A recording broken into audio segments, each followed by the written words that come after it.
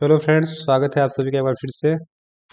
आज हम डिस्कस करने वाले हैं एक्सरसाइज 6.3। इसके पहले मैंने एक्सरसाइज 6.2 तक कंप्लीट करवा दिया है। अगर आप लोग चाहो ना तो वहां तक देख के हो तब देखो तो ज़्यादा बेहतर रहेगा। ठीक है, चलो अब स्टार्ट करते हैं। प्रश्नावली 6.3 में सबसे पहला सवाल है, बताइए कि आकृति। देखो, आपको यहाँ पे कुछ आकृतियाँ दिया गया है। आपको बताना है कि उसमें कौन सा समरूप है और कौन सा समरूप नहीं है। अगर समरूप है तो वह किस नियम से समरूप है। ठीक है, चलो। वैसे मुझे आज अच्छा लग रहा है, काफ़ी अच्छा लग रहा है, तो मैं कोशिश करूंगा कि अच्छे से पढ़ाऊँ आप लोगों को। चलो, सवाल नंबर 1 आपके सामने दिख रहा है। आपको केवल बताना है कि समरूप है या फिर नहीं है। अगर है तो किस नियम से समरूप है। ठीक है, यहाँ पे देखो ए बी सी है, यहाँ पे है पी क्यू आर। ध्यान से देखो तो कोण ए यहाँ पे 60 डिग्री, कोण पी यहाँ पे 7 डिग्री, कोण बी यहाँ पे 80 डिग्री और कोण क्यू यहाँ पे 80 डिग्री। इसी प्रकार कोण सी बच्चों यहाँ पे 40 डिग्री और यहाँ पे कोण आर भी कितना है, 40 डिग्री। अगर हम लोग थोड़ा सा ध्यान से देखें तो यहाँ पे तीनों कोण बराबर है। और हमने आपको समरूपता के नियम में एक नियम ये भी पढ़ाया है, ऐसे दो त्रिभुज जिनके तीनों कोण बराबर हो उसको बोलते हैं एंगल एंगल एंगल समरूपता से यह दोनों त्रिभुज क्या होंगे बच्चों, समरूप होंगे। तो इसका मतलब आपको बताना था समरूप है या नहीं है, तो आप लोग क्या बोलोगे, यह समरूप है। किस नियम से है, तो ए समरूपता नियम से। ठीक है ना। अब कह रहा है कि आपको सांकेतिक रूप में व्यक्त भी करना है। तो त्रिभुज ए बी सी बच्चों किसके समरूप है, त्रिभुज पी क्यू आर के। तो यहाँ पे लिख देंगे त्रिभुज पी क्यू आर। ये किसका सिंबल है, समरूपता का सिंबल है। ठीक है ना। ऐसे ही आपको बताना है, ध्यान से देखो। तो ये वाली साइड 2 है बच्चों, ये वाली 4 है। यहाँ पे 2.5 है, यहाँ पे 6, सॉरी 2.5 है, यहाँ पे 5 है और यहाँ पे 3 और यहाँ पे 6। ध्यान से देखो तो हर साइड इसके डबल ही है। इसका मतलब है यदि इन दो भुजाओं का अनुपात लें तो 1:2 आएगा। ठीक इसी प्रकार अगर इन दोनों भुजाओं का अनुपात लेना चाहें तो बताओ आप लोग क्या आएगा, 1:2। और इस भुजा का भी अनुपात क्या आएगा बच्चों, 1:2। तो यहाँ पे अगर ध्यान से देखूं तो यहाँ पे भुजाओं का अनुपात बराबर है। और मैंने आपको बताया था कि ऐसे दो त्रिभुज जिनकी भुजाओं का अनुपात इक्वल हो, बराबर हो, तो ऐसे दोनों त्रिभुज क्या होते हैं, समरूप होते हैं। क्या होते हैं, समरूप होते हैं। तो इसका मतलब बच्चों यहाँ पे ए, यहाँ पे मैं क्या लिखूंगा, ए बी सी। तो त्रिभुज ए बी सी। अब यहाँ पे ध्यान देना किसके समरूप होगा। देखो बच्चों, ए बी जो है वो 2 है ना, तो 4 वाली लाइन क्यू आर है। तो यहाँ पे जो समरूप होगा वह, यहाँ पे आपको सीक्वेंस ध्यान देना है, सीक्वेंस इंपॉर्टेंट होता है। यहाँ पे त्रिभुज क्यू आर पी के। ठीक है ना, त्रिभुज क्यू आर पी के। ठीक है ना, लिख लेना आता है यह समरूप है। और अतः त्रिभुज ए बी सी समरूप ये। और क्यों है तो ये भी लिख लेना, ए बी अपान में क्यू आर बराबर बी सी अपान में पी आर बराबर ए सी अपान में पी क्यू। बाकी इतना भी बिल्कुल सही है, यहाँ तक कोई तकलीफ नहीं है। ठीक है, चलो थर्ड नंबर ध्यान से देखो बच्चों आप लोग। तो यहाँ पे 2.7 है। अब बताओ बच्चों, 2.7 है यहाँ पे 2 है और यहाँ पे 3 है। 2 का डबल करेंगे तो 4 आएगा, 3 का डबल करेंगे तो 6 आएगा, लेकिन 2.7 का डबल करने में 5.4 आएगा। क्या यहाँ पे 5.4 है, तो आप बोलोगे यहाँ पे 5.4 नहीं है। अगर 5.4 नहीं है तो इसका मतलब इनकी भुजाओं का अनुपात बराबर नहीं है। और अगर भुजाओं का अनुपात बराबर नहीं है तो बताओ क्या यह दोनों त्रिभुज समरूप होंगे, नहीं। तो लिख लेना आता है त्रिभुज एल एम पी और त्रिभुज की डी ई पी एफ या फिर ई एफ डी, कुछ भी बोलो, समरूप नहीं है। तो मैं केवल इतना लिख देता हूं कि समरूप नहीं है। ठीक है ना। बताओ कोई तकलीफ है, बिल्कुल नहीं है। ऐसे ही सवाल नंबर 4 देखो आप लोग, दिख तो रहा है ना सबको। चलो इसको मैं थोड़ा सा जूम कर देता हूँ। चलो बच्चों ध्यान से देखो तो यहाँ पे आपको दो त्रिभुज दिख रहे होंगे। एक त्रिभुज है एम एन एल और एक त्रिभुज है बच्चों पी क्यू आर। आपको बताना है कि यह दोनों त्रिभुज समरूप है या फिर नहीं है। ठीक है ना। तो चलो ध्यान से देखो, यहाँ पे कोण एम कितना है बच्चों, 60 डिग्री। यहाँ पे कोण क्यू कितना है, 60 डिग्री। अच्छा आप ध्यान से देखो तो कोण 70 डिग्री से एक संलग्न भुजा है जो 5 सेंटीमीटर की है। और यहाँ पर 70 डिग्री से एक संलग्न भुजा है जो 10 सेंटीमीटर की है। ऐसे इधर देखो, 70 डिग्री से लगी हुई एक साइड है जो 2.5 सेंटीमीटर की है। और 70 डिग्री से लगी हुई साइड यहाँ पे बच्चों जो है वह 5 है। अब यहाँ पे ध्यान से देखो तो ये और ये, इन दोनों अगर भुजाओं का अनुपात लूं तो 1:2 आएगा, बिल्कुल आएगा। अगर इन दो भुजाओं का अनुपात लूं तो यह भी 1:2 आएगा, है ना। इसका मतलब यम एन, इसको मैं लिख देता हूं एम एन अपान में पी क्यू। वही है बच्चों जो एम एल अपान में किसके है बच्चों, क्यू आर के। इसका मतलब भुजाओं का दो अनुपात बराबर है। आप लोग चेक भी कर सकते हो, ये 2.5 और ये 5, ये 5 और ये 10, है ना। और ध्यान से देखो तो बच्चों बीच का कोण बराबर है। इसका मतलब एक कोण भी बराबर है, तो कोण किसकी कियम किसके बराबर है, कोण क्यू के बराबर है या फिर नहीं है। बोलो आप लोग, बराबर है या फिर नहीं है। बिल्कुल बराबर है ना। तो मैं क्या बोलूंगा, देखो मैंने आपको बताया था कि अगर ऐसे दो त्रिभुज जिनकी भुजाओं का कम से कम दो अनुपात बराबर हो और एक कोण बराबर हो, तो ऐसे दोनों त्रिभुज समरूप होते हैं। और इसको मैं किस नियम से बोलूंगा, मैं कहूंगा साइड एंगल साइड समरूपता नियम से। त्रिभुज कौन कौन से, यहाँ पे आपको नाम रख, देखो ये कोण 70 डिग्री है, ये भी 70 है। त्रिभुज M N L N L किसके समरूप होगा बच्चों, त्रिभुज 70 डिग्री वाला कोण कौन सा है, क्यों। अब देखो बच्चों, यहाँ पे मैं यम एन लिया हूं ना, एम एन 2.5 है, तो कौन सी साइड 5 है, तो आप लोग क्यों पी लोगे, ऐसा नहीं कि क्यों आर लोगे, क्यों, क्योंकि भुजाओं कहते हैं ना, यहाँ पे हम जितनी भी बात करेंगे वो संगत भुजाओं की बात करेंगे, संगत कोण की बात करेंगे। इसलिए मैं यहाँ पे लूंगा क्यू पी आर, त्रिभुज क्यू पी आर। ठीक है ना, देखो कितना आसान आसान सवाल है। आप लोग एक बार अच्छे से देख लो, कोई तकलीफ नहीं है। चलो सवाल नंबर 5 देखते हैं। सवाल नंबर 5 आपके सामने है कि ए बी सी। अब देखो कोण यहाँ पे 80 डिग्री है, 80 डिग्री के सामने वाली साइड 3 है। यहाँ पे कोण 80 डिग्री है और 80 डिग्री के सामने वाली साइड हमको फिलहाल नहीं पता है। बिल्कुल, यहाँ पे बच्चों ए बी का मान जो है वह 2.5 है और यहाँ पे एक साइड 5 है। बिल्कुल, अब ध्यान से देखो तो यहाँ पे ये वाली साइड जो 6 है वो यहाँ पे होती। देखो मैं बार बार कह रहा हूँ, कभी भी अगर हम समरूपता की बात करेंगे तो संगत कोण और संगत भुजा की बात करेंगे, है ना। तो यहाँ पे 80 डिग्री के सामने का जो साइड है वो 3 है, जबकि यहाँ पे 80 डिग्री से संलग्न साइड 3 है। इसका मतलब यह दोनों त्रिभुज समरूप नहीं है ना। तो यहाँ लिखना कहता है यह समरूप नहीं है, ठीक है ना, समरूप नहीं है। क्यों नहीं है, क्योंकि आपको दिख रहा है, आपकी आंख सही है, बिल्कुल ठीक है ना। चलो अगला सवाल है बच्चों, आप लोग थोड़ा सा अगर ध्यान से देखो तो ये आपको मैं थोड़ा सा जूम कर देता हूँ। आपको पता होना चाहिए कि त्रिभुज के तीनों अंतःकोणों का योगफल कितना होता है, 180 डिग्री। 70 ये, 80 ये, 70 और 80 मिलके बनाएगा 150। 150 में अगर बच्चों मैं 30 सेट कर दूंगा तो कितना हो जाएगा, 180 हो जाएगा। इसी प्रकार बच्चों बताओ, 80 ये, 30 ये, 110, ये वाली साइड कितनी होगी, 70। तो ये वाली साइड ले लिया मैंने 70, है ना। अब थोड़ा सा आप लोग अगर आप आंख खोल के देखो तो 70 80 30, 70 80 30, तीनों कोण बराबर है। तो मैं क्या कहूंगा कि एंगल एंगल एंगल समरूपता नियम से, समरूपता नियम से कौन कौन से त्रिभुज, त्रिभुज डी ई एफ, त्रिभुज डी ई एफ किसके समरूप होगा बच्चों। थोड़ा सा इसको मैं बेहतर तरीके से बनाने का प्रयास करता हूँ। त्रिभुज पी क्यू आर के, ठीक है ना। देखो आपने अगर जो इसके पहले वाले 10 12 मिनट का एक लेक्चर है उसको देखा होता, देखो कितने आसान आसान से सवाल हैं, ठीक है ना। चलो अब चलता है नेक्स्ट क्वेश्चन पे। क्वेश्चन नंबर 2 देखते हैं क्या है। क्वेश्चन नंबर 1 में 6 क्वेश्चन थे, 6 में आपको सेम काम करना था, वो मैंने कर दिया, ठीक है ना। चलो बच्चों क्वेश्चन नंबर 2 आपके सामने दिया गया है, आकृति दिया गया है। अगर आप लोग पहले आकृति ध्यान से देखो और क्या पूछ रहा है केवल मैं उसकी बात करता हूँ, ठीक है ना। बाद में सवाल तो हल कर ही लेंगे, क्या दिक्कत है। सवाल एक बार थोड़ा समझ लेते हैं, हल करने में क्या तकलीफ है। एक तो आपसे पूछ रहा है DEF, मैं अलग अलग कर रहा हूँ कलर जिससे आपको चीजें स्पष्ट रहें। एक तो आपसे पूछ रहा है बच्चों DCO सेकेंड कोण, और एक थर्ड कोण बच्चों जो आपसे वह पूछना चाह रहा है वह पूछ रहा है OAB, है ना। इन्हीं 3 कोण की बात कर रहा है, मानोगी बात। चलो बढ़िया। अब यहाँ पे ध्यान से देखो तो आपको समरूप दिया गया है, तो जो दिया गया है पहले लिख ही लेते हैं, करना तो है ही, है ना। तो दिया है त्रिभुज ODC किसके समरूप है, त्रिभुज OBA के, है या नहीं है, बिल्कुल है।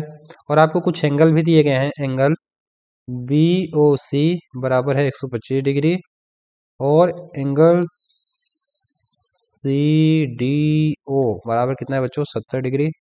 अब आपको हल करना है, हल करके जो मान पूछा है उसको बताना है, ठीक है। चलो चलो चलो चलो, कहाँ चलोगे बताओ। चलो हल करते हैं। अब यहाँ पे आप लोग थोड़ा सा ध्यान दो बच्चों, अगर मैं त्रिभुज बात करूँ, त्रिभुज ODC की और त्रिभुज OBA की, ये दोनों समरूप हैं। और आपको थोड़ा सा पता होना चाहिए कि अगर दो त्रिभुज समरूप है तो उनके संगत कोण और संगत भुजाएं, संगत कोण बराबर होते हैं। और संगत भुजाएं क्या होती हैं बताओ आप लोग, समानुपाती हैं होती हैं। क्या होती हैं बोलो, समानुपाती होती हैं।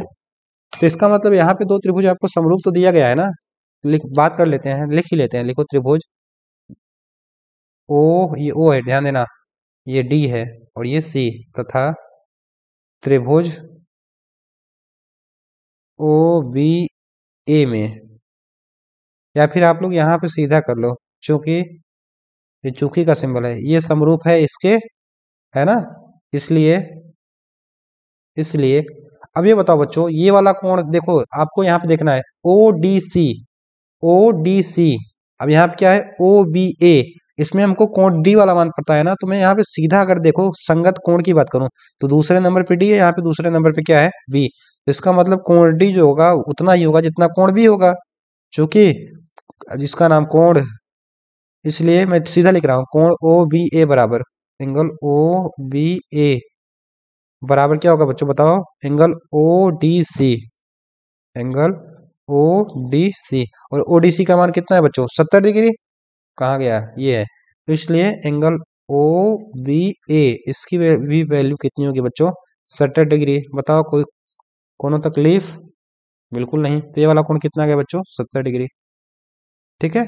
और ध्यान से देखो तो आपको शायद ये पूछ भी रहा था, angle O A B, O A B भी पूछ रहा है, कोई बात नहीं। अब यहाँ पे बच्चों आप लोग थोड़ा सा ध्यान से देखो, एक रेखा की बात कर रहा हूँ, ध्यान से सुनना मैं क्या बोल रहा हूँ। ए ओ सी, किसकी, ए ओ सी। और आपको पता होगा कि एक रेखा पर बना कोण कितने डिग्री का होता है, 180 डिग्री का।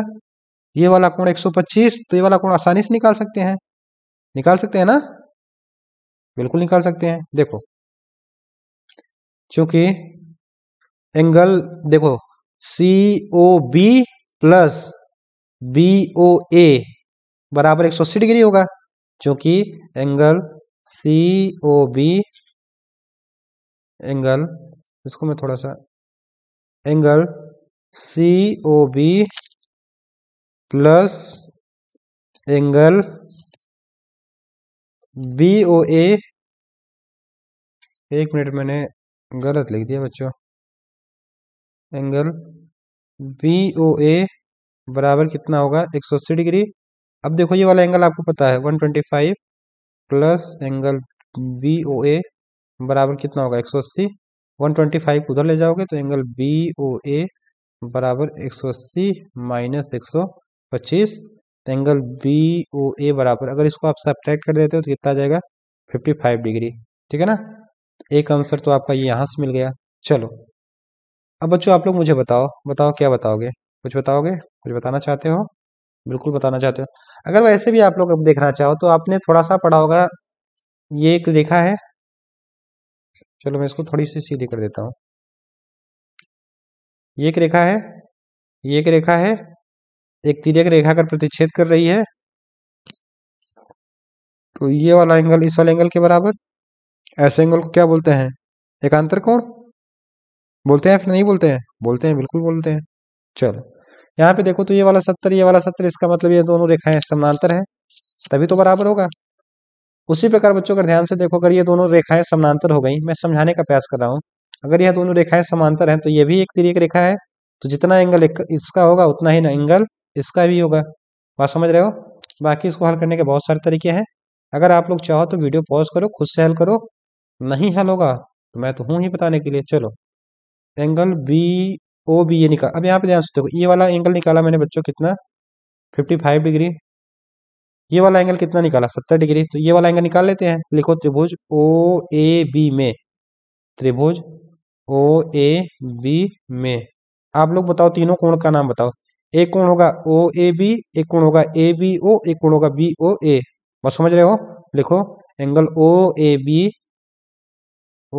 B plus angle A B O plus angle B, यहाँ पे देखो B O A, B O A बराबर कितना होगा बच्चों, बोलो आप लोग, 180 डिग्री। देखो इसकी वैल्यू आपको पता है, पता है, बिल्कुल नहीं पता है, सी कितनी निकालनी है वैल्यू।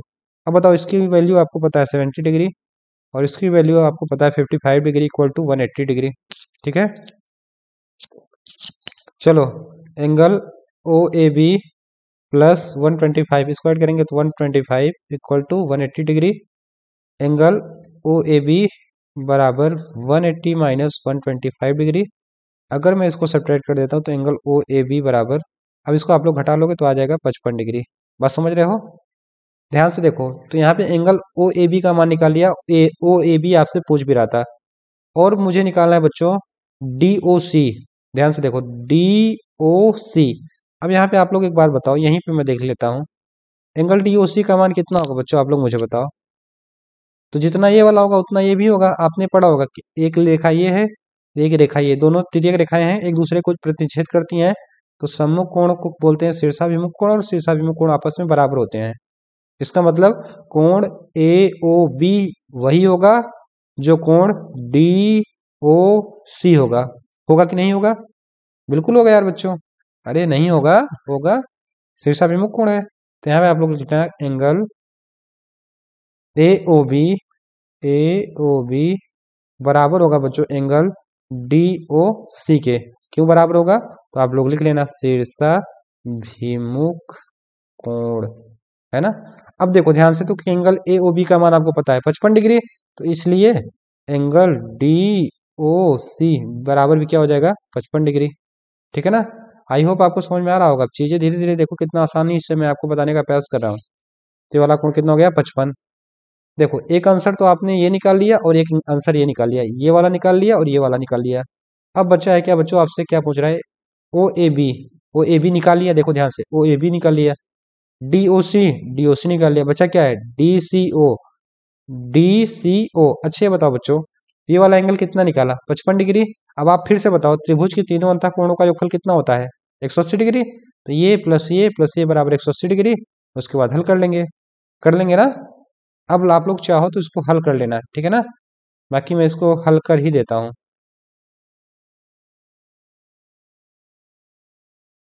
एक मिनट बच्चों, थोड़ा सा मैं इसको नीचे लाता हूँ ना, जिससे आपको तकलीफ ना हो। मैं चाहता हूँ थोड़ा सा टाइम लग जाए, ठीक है, लेकिन कहीं आपको 1% भी डाउट ना रह जाए, मेरी बस यही इच्छा है। चलो, त्रिभुज डी ओ सी में angle D O C plus angle O C D, O C D plus angle C D O बराबर कितना होगा बच्चों 180 डिग्री। ये वाला कोण आपको पता है 70 डिग्री, ये वाला कोण आपको पता है बच्चों 55 डिग्री, और यही वाला कोण आपको निकालना है सी डी ओ सी डी निकालना है बच्चों। एक मिनट, ओ सी डी, और ये वाला कोण कितना है बच्चों 55 कर लो यार, एक बराबर 180 डिग्री। ठीक है, इन दोनों को ऐड करोगे तो 125 plus angle O C D बराबर 180 degree. Angle O C D बराबर बच्चों क्या होगा 180 माइनस 125, और यहाँ पे आ जाएगा एंगल ओ सी डी बराबर क्या आ जाएगा 55 डिग्री। ठीक है ना। बहुत लोग इसको समांतर से सीधा हल करा देंगे, मैंने वो भी बता दिया। अगर आप लोग वैसे भी करना चाहो तो आप लोग सीधा भी हल कर सकते हो। बाकी ये हुआ डिटेल प्रोसेस में, अगर आप हल करना चाहो तो ऐसे हुआ, ठीक है ना। एक आंसर इसका ये हो गया, एक आंसर ये हो गया, और एक आंसर बच्चों ये हो गया, है ना। तो तीनों सवाल के आंसर कितने आए 55 55। आप लोग अगर स्क्रीनशॉट लेना चाहो तो मैं थोड़ा सा कर देता हूँ, आप ले सकते हो, ठीक है ना। ये ले लो इसका एक बार, और एक बार इसका ले लो। चलो नेक्स्ट सवाल पे। बच्चों कह रहा है कि एबीसीडी एक समलंब है जिसमें एबी पैरेलल सीडी है के विकर्ण एसी और बीडी बिंदुओं पर प्रतिच्छेद करते हैं। आपको बताना है कि त्रिभुज की समरूपता कसौटी का प्रयोग करते हुए दर्शाइए कि ये अपान ये बराबर ही अपान है। तो सबसे पहले जो आपसे कहे आपको उसको कर लेना है। आपको कह रहा है कि एबीसीडी एक समलंब है ना, तो सबसे पहले बच्चों एबीसीडी बनाते हैं ये, ठीक है ना, ध्यान समझना। चलो मान लेते हैं बच्चों एक चतुर्भुज है,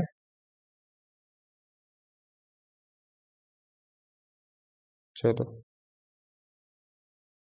इसका नाम दे देते हैं ए बी और सी और डी। ठीक है, कोई दिक्कत नहीं। कह रहा है बच्चों कि ए बी पैरेलल जो है वो दिया, जो आपको दिया है उसको आपको साथ ही साथ लिखते भी चलना है। ए बी जो है वह डी सी के समानांतर है। अब कह रहा है कि ए बी और ए सी बिंदुओं पर प्रतिच्छेद करते हैं, आपको सिद्ध क्या करना है उसको भी लिख लेना है, सिद्ध करना है। चलो, ये आपको दिया गया है, ये आपको प्रूफ करना है। तो जो प्रूफ करना है वो लिख लेते हैं ओ ए अपान में ओ सी बराबर ओ बी अपान में ओ डी। अब यहाँ पे बच्चों उत्पत्ति या फिर हल। चलो, अब सबसे पहले पहला काम करेंगे बच्चों, मैं इसका विकर्ण खींचूंगा। अब आपको पता होना चाहिए कि विकर्ण का मतलब होता है किसी चतुर्भुज के सम्मुख शीर्षों को मिलाने वाली रेखा। जैसे ए के सम्मुख क्या है, सी, तो यहाँ से अगर मैं एक मिलाने वाली रेखा खींचूंगा तो एक विकर्ण ये हो जाएगा, और बच्चों इसी प्रकार से एक विकर्ण ये हो जाएगा। कह रहा है कि ये दोनों विकर्ण किस पॉइंट पे प्रतिच्छेद कर रहे हैं, पॉइंट ओ पे, तो ये पॉइंट क्या हो जाएगा बच्चों, ओ। कोई दिक्कत नहीं, बिल्कुल दिक्कत नहीं है। अब आपको दिखाना है बच्चों, अब यहाँ पे ध्यान से देखो, तो मुझे कौन से दो साइड लेने हैं, एक ओ ए लेना है और एक ओ सी लेना है। देखो ध्यान से, ओ ए और बच्चों ओ सी, और क्या लेना बच्चों, ओ बी और ओ डी, ओ बी और ओ डी। ध्यान से देखो, तो ये रेखा, ये रेखा, ये रेखा और ये रेखा हम ले रहे हैं ना। तो इसका मतलब अगर मुझे प्रूफ करना है समरूपता कि ये दोनों त्रिभुज समरूप होंगे, है ना, तो मुझे सबसे पहले इन दोनों त्रिभुजों को समरूप करना होगा। किन दो त्रिभुजों को, तो आप बोलोगे कि त्रिभुज ओ सी डी को और त्रिभुज ओ ए बी को। तो लिखो बच्चों, त्रिभुज ओ ए बी तथा त्रिभुज, देखो ए बी लिया, एक बार लेंगे ओ सी डी, त्रिभुज ओ सी डी में, है ना। अब यहाँ पे आप लोग बच्चों ध्यान से देखो, तो ए बी जो है वो सी डी के समानांतर दिया गया है, A B parallel C D वो आपको दिया है, जो दिया है उसको ऐसे लिख लेंगे, दिया है ना। अच्छा ये बताओ बच्चों, आपने, मैं बार बार बता रहा हूँ, उसके पहले वाले सवाल में बताओ, ये रेखा है, ये रेखा दोनों अगर समानांतर है, तिर्यक रेखा अगर प्रतिच्छेद कर रही, तो ये वाला कोण बच्चों जो होगा वह इस वाले कोण के बराबर होगा। कैसा कोण होगा, एकांतर कोण होगा। होगा कि नहीं होगा, बिल्कुल होगा। इसी प्रकार बताओ बच्चों, अगर आप लोग अगर इस त्रिभुज में ध्यान से देखो, दोनों त्रिभुज में, तो एक मिनट में थोड़ा सा चार्जिंग लगा दो, हाँ ठीक। ध्यान से देखो, तो यहाँ पे बच्चों ये वाला एंगल जो है ना, वह इस एंगल के बराबर होगा कि नहीं होगा। अरे ये दोनों रेखाएं समानांतर है, तो अंतः एकांतर कोण क्या होगा, बराबर होगा। इसी प्रकार ये वाली रेखा इस वाली रेखा, इस सॉरी, ये वाला कोण इस वाले कोण के बराबर होगा कि नहीं होगा, बिल्कुल होगा, अंतः एकांतर कोण। इसका मतलब अब नाम देना है आपको, तो त्रिभुज O A B, angle O A B किसके बराबर होगा बच्चों, एंगल ओ सी डी के, एंगल ओ सी डी के। कैसा कोण बच्चों, तो आप लोग बोलोगे कि अंतः एकांतर कोण, अंतः एकांतर कोण, ठीक। इसी प्रकार बच्चों बताओ, ये वाला कोण इस वाले कोण के बराबर होगा कि नहीं होगा, सेम वही चीज, अंतः एकांतर कोण। तो angle O D C, angle O D C किसके बराबर बराबर होगा बच्चों, एंगल ओ बी ए के, एंगल ओ बी ए के। ये भी क्या होगा बच्चों, अंतः एकांतर कोण। और आपको पता होना चाहिए कि यदि दो रेखाएं, मैं बार बार बताता हूँ इसीलिए कि चीजें याद हो जाए, यदि दो तिर्यक रेखाएं एक दूसरे को प्रतिच्छेद करें तो सम्मुख कोण बराबर होते हैं, और सम्मुख कोणों को बोलते हैं शीर्षाभिमुख कोण, है ना। यहाँ पे ध्यान से देखो, तो यह एक दूसरे को काट रही है, तो इसका मतलब इन सम्मुख कोण बराबर होगा, है ना। इसका मतलब बच्चों ये वाला कोण किसके बराबर होगा, इस वाले कोण के। और बाकी आपको पता होना चाहिए कि त्रिभुज के अगर दो कोण बराबर हो गया ना, तो तीसरा कोण 100% बराबर ही होगा। तो आप लोग चाहो तो एक स्टेप बढ़ा लो, अदरवाइज ए देखो, कोण कोण कोण समरूपता नियम आप लोग पढ़े हो ना, यही एक नियम होता है, एंगल एंगल समरूपता नियम। ये दोनों का मतलब सेम ही होता है, चाहे आप एंगल एंगल एंगल समरूपता बोलो या फिर एंगल एंगल दो बार ही बोलो, तो लिख लेंगे। अतः एंगल एंगल समरूपता नियम से आपको पता है कि एंगल एंगल समरूपता नियम से त्रिभुज, दोनों त्रिभुज क्या हो जाएंगे, त्रिभुज ओ ए बी, त्रिभुज ओ ए बी समरूप हो जाएगा बच्चों त्रिभुज ओ सी डी के, हो जाएगा। अगर त्रिभुज समरूप हो गया तो आपको पता होना चाहिए कि समरूप त्रिभुजों की संगत भुजाएं क्या होती हैं बच्चों, बराबर होती हैं। अब देखो यहाँ पे, इसका मतलब ओ ए, इधर से ओ ए लिया तो इधर से क्या लेंगे बच्चों, ओ सी, किसके बराबर होगा, हमको जो प्रूव करना है ओ बी पहला और तीसरा, तो यहाँ पे बच्चों ओ बी। अब यहाँ से पहला और तीसरा लिया तो यहाँ भी क्या लेंगे, पहला और तीसरा अपान में ओ डी। और यही आपको बच्चों ध्यान से देखो, अगर आप लोग थोड़ा सा ध्यान से देखो ना, तो यही आपको प्रूव भी करना था। बात समझ में आई, तो यहाँ पे लिख सकते हो, समरूप त्रिभुजों की संगत भुजाएं समानुपाती होती हैं, संगत भुजाएं समानुपाती होती हैं, ठीक है ना। यही आपको प्रूव करना था। देखो कितना आसान सवाल है ना। चलो चलिए नेक्स्ट सवाल में, समझ में आ रहा है ना सबको, वेरी गुड। चलो अब बच्चों यहाँ पे ध्यान से देखो, तो आकृति 6.36 में ये अपान ये बराबर ये अपान ये एंगल 1 यहाँ पे होगा बच्चों बराबर एंगल 2, ठीक है ना, शायद कट हो गया है। एंगल 1 बराबर दिया गया है एंगल 2 के, तो आपको दर्शाना है कि ये इसके बराबर है, ठीक है। तो मैं बार बार सजेस्ट करता हूँ कि जो आपको दिया गया है सबसे पहले आपको लिख लेना है। तो आपको दिया है क्यू आर अपान में क्यू एस बराबर बच्चों क्या दिया गया है, क्यू टी अपान में पी आर, ठीक है। और साथ ही साथ बच्चों आपको दिया गया है कि एंगल 1 जो है वह एंगल 2 के बराबर है। अब आपको जो सिद्ध करना है उसको लिखो, सिद्ध करना है। क्या सिद्ध करना है, हमको जो सिद्ध करना है वह आपको भी सवाल में दिया गया है स्पष्ट तौर पे। त्रिभुज पी क्यू एस समरूप त्रिभुज टी क्यू आर, यही आपको प्रूफ करना है ना। चलो अब यहाँ पे बच्चों क्या करेंगे, उत्पत्ति या हल, ठीक है। आराम से समझेंगे, कोई जल्दबाजी नहीं है, चीजें समझ में आनी चाहिए जो इम्पोर्टेंट है। बाकी सवाल लगाना ये तो लगाते ही हैं, सब लोग लगाते हैं। चलो अब बच्चों जो दो त्रिभुजों को आपको समरूप करना है, उन्हीं दो त्रिभुजों में अगर मैं बात करूं तो लिखो त्रिभुज। अच्छा एक मिनट बताओ, कोण 1 कोण 2 के बराबर दिया गया है, तो कोण 1 और कोण 2 केवल मैं कोण 1 और कोण 2 को केवल एक त्रिभुज में पिरोना चाहूं तो वह त्रिभुज कौन सा होगा। तो आप कहोगे सर क्यों पी आर होगा, तो लिखो त्रिभुज क्यों पी आर में एंगल 1 किसके बराबर दिया गया बच्चों, एंगल 2 के। और आपको पता होना चाहिए ऐसा त्रिभुज जिसमें या फिर त्रिभुज में बराबर कोण के सामने की भुजाएं क्या होती हैं, बराबर होती हैं। अगर एंगल 2 1 एंगल 2 के बराबर है तो एंगल 1 के सामने की भुजा, देखो 1 के सामने की भुजा क्या होगी, पी आर, एंगल 2 के सामने की भुजा क्या होगी, पी क्यू। तो इसका मतलब क्या बच्चों कि जो क्यू पी होगा वह किसके बराबर होगा, पी आर के, ठीक है ना। बराबर होगा कि नहीं होगा। और इसी को बना लो बच्चों समीकरण 1। बस समझ रहे हो, कोई दिक्कत है, बिल्कुल नहीं है। अब देखो ध्यान से, अब जो जिन दो त्रिभुजों को आपको प्रूव करना है उनमें बात करते हैं। त्रिभुज पी क्यू एस तथा त्रिभुज टी क्यू आर में, चलो यहाँ पे ध्यान से देखो, पी क्यू एस कहाँ पे है, पी क्यू एस ये छोटा वाला त्रिभुज है ना। और त्रिभुज क्या है बच्चों, टी क्यू आर, ये टी है, टी क्यू आर आपको दिखाना है बड़े वाले त्रिभुज के समरूप होगा। बस समझ रहे हो। चलो देखो कैसे करेंगे। अच्छा समरूपता के लिए बच्चों आपको पता है जो आपको दिया गया पहले आप उसको लिख लो, क्यू आर अपान में क्यू एस बराबर क्यू टी अपान में पी आर, ये आपको दिया है, वैसे शांति से लिखो यहाँ पे कि दिया है, ठीक है। अब बच्चों आप लोग मुझे एक बात बताओ कि जो पी आर है वह क्यू पी के बराबर है। तो जहां पे पी आर है वहां पे मैं क्यू पी लिख सकता हूँ, अरे जहां पे पी आर है वहां पे मैं क्यू पी बिल्कुल लिख सकता हूँ, क्यों, क्योंकि यह पी आर के बराबर है। तो यहाँ पे क्यू आर अपान में क्यू एस बराबर क्यू टी अपान, बच्चों जहां पे पी आर है ना वहां पे आप लोग क्यू पी रख दो, रख दिया। अब ध्यान से देखो मैं किन दो त्रिभुजों की बात कर रहा हूँ, पी क्यू एस और टी क्यू आर में। इधर देखो पी क्यू एस और टी क्यू आर में, देखो यहाँ पे क्यू आर अपान में Q S, Q R upon में क्यू एस, इसका मतलब बड़ी वाली भुजा बटे बड़े त्रिभुज की भुजा बटे छोटे त्रिभुज की भुजा, है ना। इधर क्या है, क्यू टी अपान में Q T, Q T upon में क्यू पी। फिर से बोलूंगा, शब्दों को ध्यान देना, बड़े त्रिभुज की भुजा बटे छोटे त्रिभुज की भुजा, और दोनों बराबर है तो इसका मतलब मैं क्या बोलूंगा, बड़े त्रिभुज की भुजा का अनुपात और छोटे त्रिभुज की भुजा का दो अनुपात, मतलब भुजाओं के दो अनुपात बराबर है। यही तो बोलूंगा भाई, यही तो बोलूंगा ना यार, क्या बोलूंगा ध्यान सुनना। देखो बड़े त्रिभुज की भुजा बटे छोटे त्रिभुज की भुजा, बड़े त्रिभुज की भुजा बटे छोटे त्रिभुज की भुजा, इसका मतलब त्रिभुज की भुजाओं का अनुपात तो यहाँ पे मुझे बराबर मिल गया है।